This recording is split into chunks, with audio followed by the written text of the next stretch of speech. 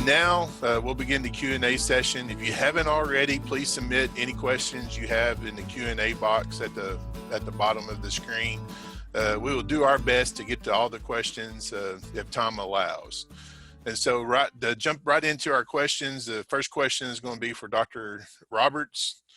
Dr. Roberts, someone's asking, when will we have access to the profit maximizing K rate calculator? Jeremy, thanks for the question. Our goal is to do some training sessions with the county extension agents this fall, hopefully in November and December, so that they're familiar with how to utilize that particular calculator. And then going into our winter production meetings, that will be a key component of at least my presentation, is how to manipulate the data entry into that calculator. And hopefully we're going to work towards a web-based platform where that particular calculator will be available not only through an app on a smartphone, but as well as the extension website that can be accessed from any device. But we're hoping to try to get as much of this training and stuff done before the next growing season. Thanks, Dr. Roberts. Next question is a nematode question, and I think we'll start with Dr. Foskey. Dr. Foskey, is cyst nematode no longer a major problem in Arkansas? Thanks, Jeremy. I appreciate the question. I'd say in isolated fields, I think it's still problematic. But most of the samples, if you look back in the 70s and 80s, cyst was the main problem. Because we had a lot of soybeans with like 5 million acres during that time, and soybeans are a great host. But then we introduced something like cotton and corn that is not a host, and so those numbers kind of drop. And so that's kind of what we've seen over the last few years. The thing we've seen for the root knot nematode increasing is everything is a host that we grow in the state except for flooded rice and peanuts. So we're always increasing that each year, and so that's why root knot kind of surpassed soybean cyst. It's still out there. The challenge with it is that the races that we have, primarily 2, 5, and 6, there's no available resistance against those races in our current commercially available soybean lines. So it's still there, but our main way to mitigate that nematode is crop rotation. And so anything other than soybeans is helping to reduce that population. Thanks, Travis. All right, so next question is for Dr. Spurlock. Dr. Spurlock, what kind of research is being done on management of taproot decline? Thanks for the question, Jeremy. So the variety work that I mentioned in my presentation, number one, and that's what we would like to accomplish first. But what we have done is we've had a project funded by the Arkansas Soybean Promotion Board to look at in-furrow fungicides and seed treatment fungicides on a known susceptible variety. And so we've worked on we've actually worked in a collaborative with Mississippi State as well as LSU, setting up the same trial in multiple locations to understand efficacy. And we've actually found with beta-tubulin inhibitors, thiophanate methyl as well as Myrtec, some efficacy, but the seed treatment fungicides just don't last quite as long as we'd like them to. All right, appreciate that answer. Next is for Dr. Thrash. Dr. Thrash, someone asked, has red-banded stink bugs been much of a problem in Arkansas this year? Well, up until this past week, there's been a few fields sprayed here and there, and some people were spraying for some red bands here and there, but they overall aren't very bad. But this past week, we've seen kind of a big uptick in the number of red-banded stink bugs we've been seeing. And we had a consultant call us the other day, and he was picking up a lot of red bands in rice. Now, that doesn't mean they're feeding on the rice. They're not eating rice out there. What that means is that they're moving. They're flying. They just happen to land there. They're probably going to get up and fly to the next soybean field that they can find. But So really this past week, we've been seeing a pretty big influx of the red-banded stink bug. And any soybean fields that are left out there, I suspect that we're going to start seeing them more and more. We're picking them up in our plots at Mariana, not just a whole lot, but maybe 1 per 25 sweeps or so.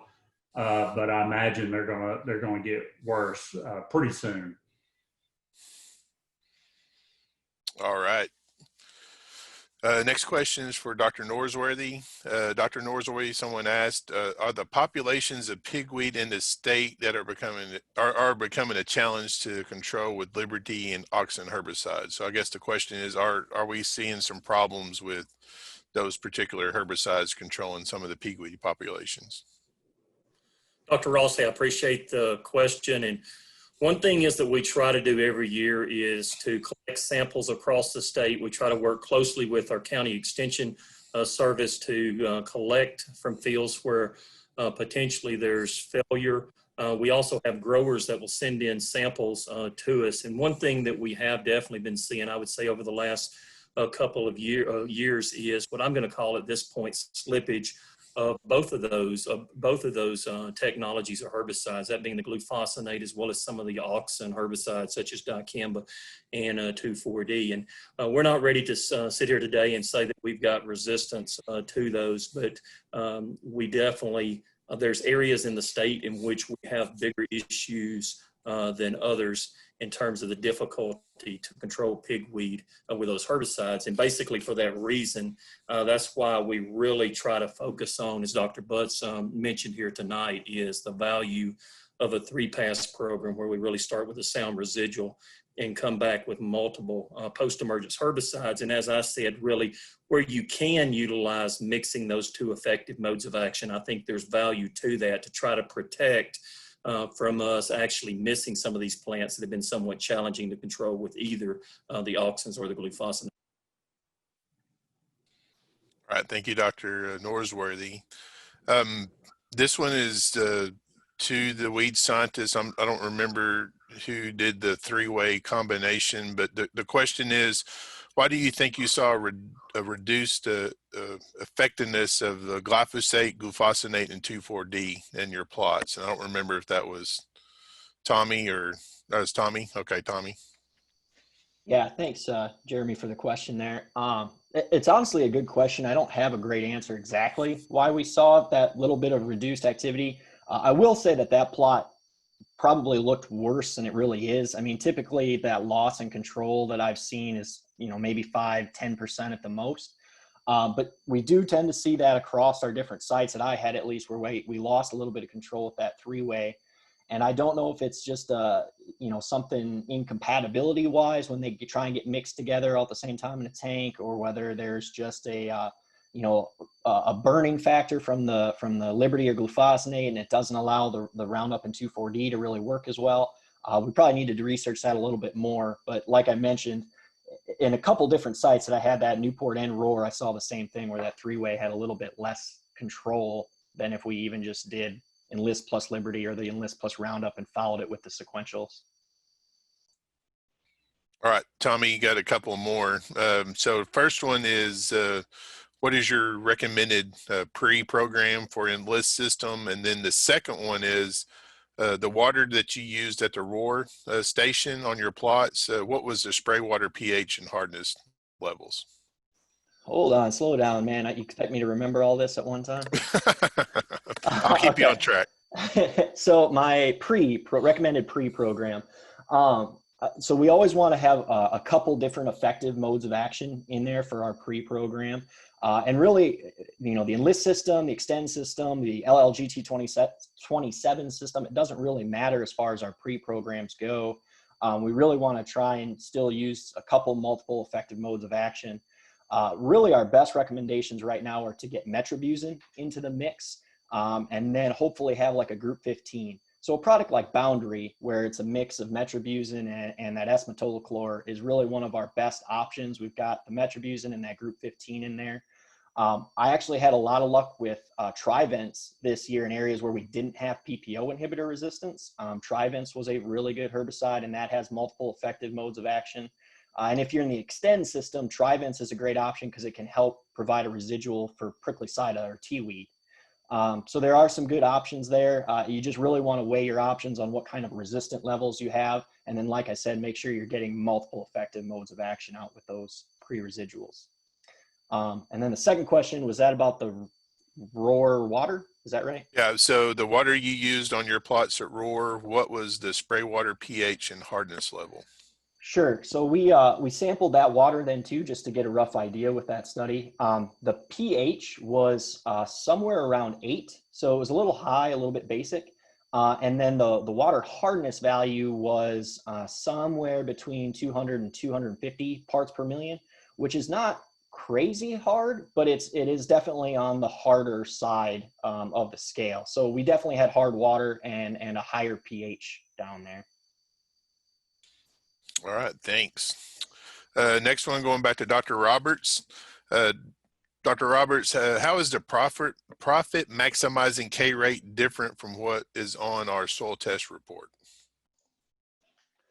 Okay, so the value that is given to you in your soil test report based off of the routine analysis is the predicted K2O fertilizer rate that would give us our agronomic maximal yield. What we're attempting to do with the profit maximizing K rate is still use that starting soil test value from your routine soil analysis. But then we also want to incorporate the value, the projected value of your soybean crop. We want to use the current cost of potash fertilizer, and then application rate to determine what your profit maximizing K rate will be. And kind of what I tried to mention in the video is, you know, when we're looking at $9 to $10 soybean, that agronomic K rate that's reported on our soil test may not be our profit maximizing K rate. And so we want to take as much of that data and as much as that information that we have into consideration to make sure that we're applying the correct fertilizer rates that maximize our return or our profits in our soybean production systems. Now, obviously, you know, if and when soybeans start to increase in value and get above $11 per bushel, then that agronomic K rate that we have listed on our soil test report is probably going to be also the profit maximizing one. Really, what we're trying to do is take as much information we have at our disposal to determine the correct potash or K fertilization rate. Thanks, Dr. Roberts. Next is for Dr. Thrash. Someone asked, it's been really hard to sweep fields lodged from the tropical storm Laura. Are we missing any insects? If you're sweeping those lodged beans and you're relying on what you're catching on your sweep net to determine whether you need to spray or not, yeah, you're definitely missing insects. I've tried to sweep, you know, lodged beans for years, and it's just not, it's not effective. It's really tough to get a good sweep net sample. Now, what you can do is go out to those fields. If you can find an area where maybe they aren't lodged, you can try to sweep that. You can walk around and try to observe insects, see if you can see them crawling around on the plant down there. But I mean, if you're just relying on a sweep net and these lodged soybeans, you're definitely missing some insects. And all I can tell you is just do the best you can in those situations. Try to find a spot where the soybeans are standing up and you can get a good sweep net sample. And that's kind of all about I have to offer for you as far as that goes. All right, thank you, Dr. Thrash. This is going to Dr. Norsworthy. Dr. Norsworthy, have you seen any problem with controlling barnyard grass in Arkansas using the Extend system like they have been in Tennessee? Appreciate the question again, Jeremy. And we take a look at tank mixing. I just say auxin herbicides in general, not specific to dicamba, but it could be dicamba or 2,4-D. with glyphosate, it's not atypical for us to see a reduction in control. Generally, it's going to fall, I would say, probably 10 to 15% is the level of control that's going to fall, especially if we're on larger barnyard grass. And what I mean by that is, again, 8-inch, 10-inch barnyard grass, we begin to have some difficulties. Another factor that contributes to that is that, again, for the dicamba system where you have a TTI nozzle, now ultimately you're asking glyphosate to provide control of a very upright plant that you're not going to get very good coverage on with that ultra coarse droplet. So it's really the two factors at play, the antagonism as well as the droplets. But also back to Tennessee, if you look at Tennessee, another factor that they have to deal with over there is today they have glyphosate resistant barnyard grass documented in the state. We're fortunate we have not documented any here. We continue to look for it, but we've not been able to document glyphosate. All right, thanks for the answer. Going back to Dr. Roberts. Dr. Roberts, the question is, when would you sample your soybean to determine if a plant is suffering from hidden hunger, and how late can you apply potash to correct it? So when we're looking at in-season tissue sampling for soybean to help diagnose potential deficiencies or hidden hunger, we can really start taking those samples anytime after the R1 growth stage.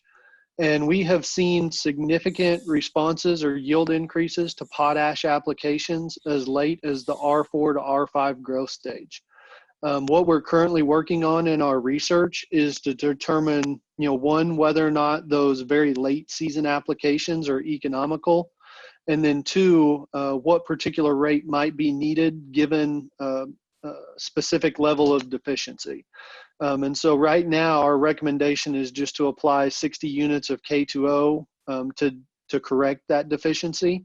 And we can do that all the way out to the R4, R5 growth stage. All right, thanks for the answer. Dr. Butts, question is, what group 15 residual herbicides can be tank mixed with Enlist 1? Thanks, Jeremy. So the best way to know what's available to be tank mixed with those Enlist products is to go to enlisttankmix.com. Then there's a couple buttons for Enlist 1 or Enlist Duo. But as far as the group 15 herbicides go, there's a few that are labeled and a few that aren't. So you need to definitely double check and make sure which ones are labeled. Just offhand, a couple that aren't labeled, I know Outlook is not labeled to be mixed with Enlist 1, and Zidua is not labeled to be mixed with Enlist 1. Now I know Anthem Flex and Anthem Max are, so there's pyroxasulfone still in Anthem that you can mix with Enlist 1. It's just that Zidua is not labeled. But there's several different metolachlors that are labeled. Acetochlor and Warrant is labeled. So there are several different options, but just make sure to double check that website so we're up to date and following the label as far as those tank mixes go. All right, thanks. Next is for Dr. Spurlock. Dr. Spurlock, the question is, do we know what causes taproot decline?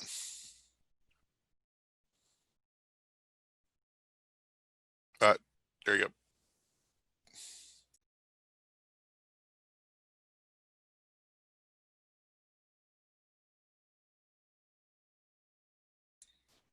All right, we're going to move on and see if we can get Dr. Spurlock's working. Next one is Dr. Roberts. What are some basic recommendations for getting started with cover crops? So I think if you're interested in using cover crops in any production system, you want to have goal-oriented purposes in mind. And so when you think about growing cash crops, the varieties we select, the cultivars we select, they have a purpose or they have a goal behind them, and why we're selecting them. I think you need to have the same mindset for cover crops. And so a lot of times what I tell producers to do is determine that goal first. Are you looking for erosion control? Are you looking for weed suppression? Are you interested in increasing soil health? And start with that goal, and then couple that with the cash crop that you're going to plant to determine the best species for your particular situation. And really, I think we do have some good information out there on planting cover crops. And I think, everyone has always kind of said that cereal rye is a good cover crop to kind of cut your teeth on or use as training wheels. I would say that is true. Cereal rye is a great cover crop to, we'll say, experiment with, especially before soybean. And, there's a lot of considerations that can go into it as you start introducing no-till and a lot of other factors. But really, to me, the thing you need to start with is, what is your goal with cover crops? Start with that, and then use that to help guide your program and your management. All right, thanks. So kind of sticking with the cover crop questions, Dr. Norsworthy, given your experience with reduced tillage systems using winter cereal rye cover crops, what is the best chemical control for pre-emerge herbicides?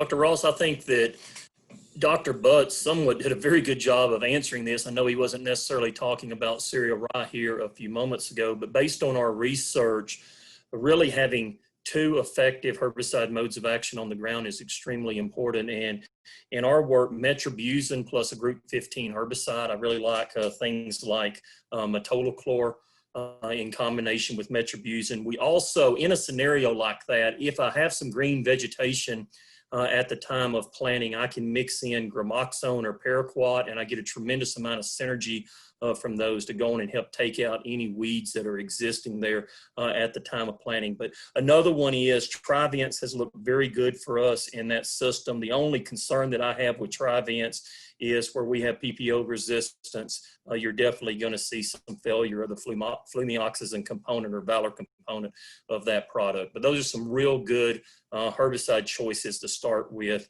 in a cereal rye system. All right. Dr. Spurlock, you back?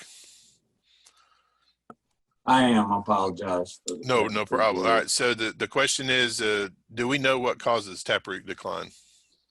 Well, we do actually. So there's been a group that's collaborated across multiple states, institutions, taking fungal isolates from all of the states that we found taproot decline to be prevalent in.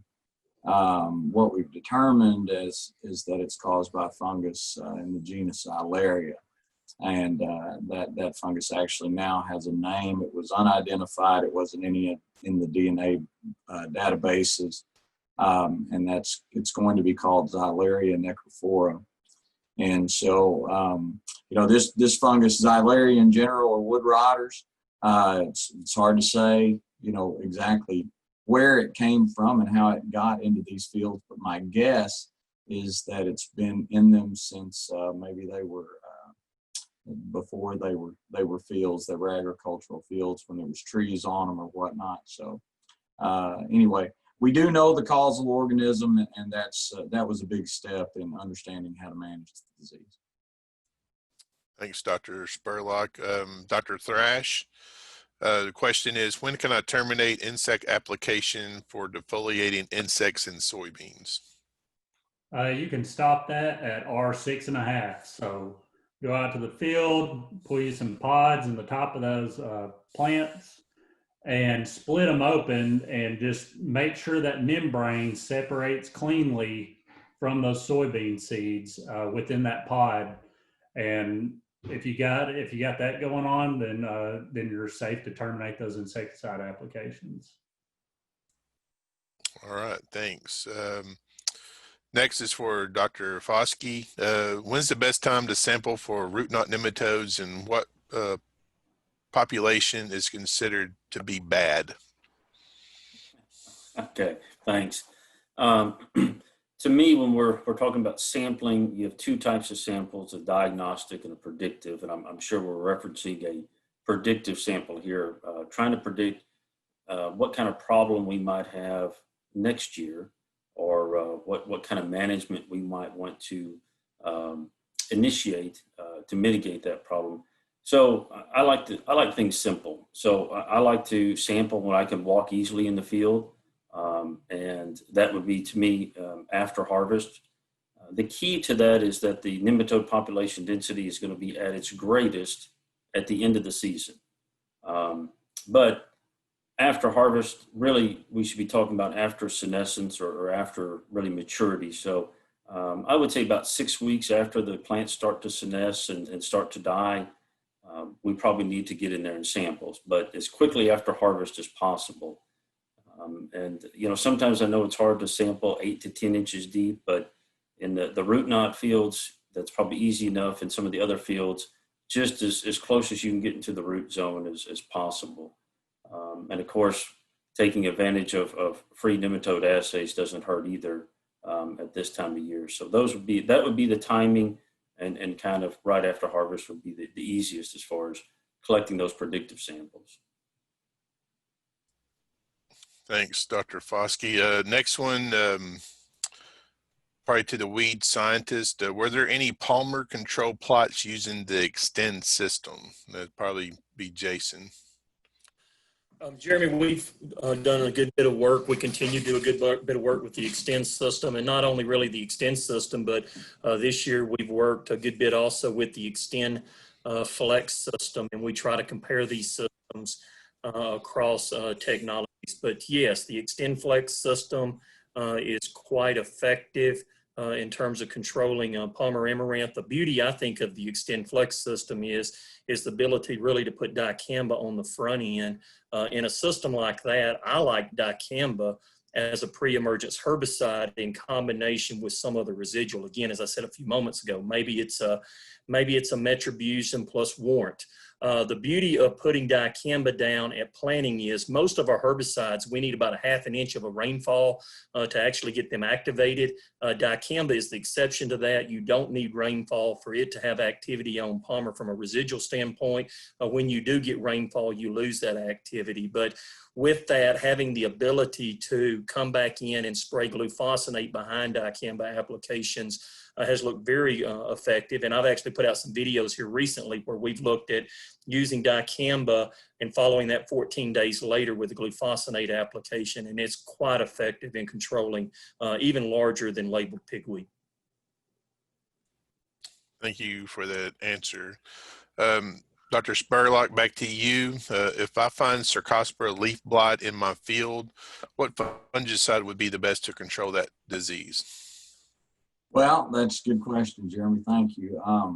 Actually, if you find Cercospora leaf blight in your field and you think that it was bad enough that it needed a fungicide, unfortunately, it's too late to control it. So that foliar disease is the one that we talk about as an exception to our general recommendations for foliar disease management, where we would suggest to scout and spray after you've determined that you're at a threshold. Say for frog eye leaf spot, it'd be like 10%, and we find it in multiple stops throughout the field.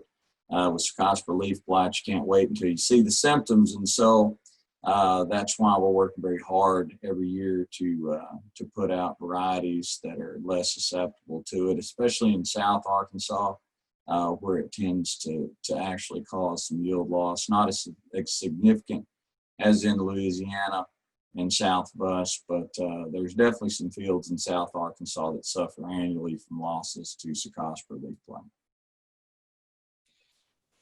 Thank you, Dr. Spurlock. Another cover crop question, and I don't know if this is for Dr. Roberts or Dr. Norsworthy, but if we can use rye as a cover crop in a soybean rice rotation, will rye's allelopathic effect hurt the following rice crop? Well, so I'll take a shot at this. The one thing that I've seen, first of all, if we're talking about using cereal rye in a soybean rotation, then that typically means we've got at least 12 months to 18 months between when that cereal rye cover crop is going to be terminated and then a potential rice crop might be grown. And so by that time, if there are any allelopathic effects, they should not carry over that far. The other thing that I would say is, at least in my experience, we have grown rice successfully following cereal rye. and not exhibited or seen any detrimental effects of potential allelopathy. I might kick it over to Dr. Norsworthy just because he's done more work with allelopathic effects, but allelopathy is something that's controlled by the decomposition of that residue. And I think it's really hard to predict when and where it's going to occur, specifically with cereal rye. Dr. Norsworthy, if you have anything to add. I would agree with Dr. Roberts and everything that he's indicated there. I mean, the biggest issue I think you're going to see is, or it's not an issue, but the difficulty you're going to have with a cover crop, a cereal rye cover crop, is just really getting a tremendous amount of biomass prior to planting a rice crop. Because of our earliness of rice planting, if you're trying to make a timely application of planting, you're not going to have a tremendous amount of biomass there. And as he indicated, yes, environment itself can have a strong influence as to what allelochemicals are actually being produced. And for that reason, as was the question was earlier in terms of trying to get into cover crops, the one thing I just caution folks is don't go out and plant hundreds and hundreds of acres of cover crops. When you're going to try something like this, start with some small acreage, 40-acre field, maybe an 80-acre field, and ease into it in case you do run into some issues like is being discussed here. So for a follow-up question to that one, what cover crops will handle the wet rice soil ground over the winter? So I guess what will survive our wet feet within, in rice type soils?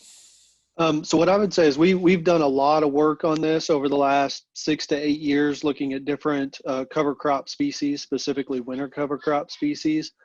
I think, wheat is obviously a bad one. We know that from growing wheat in the Delta.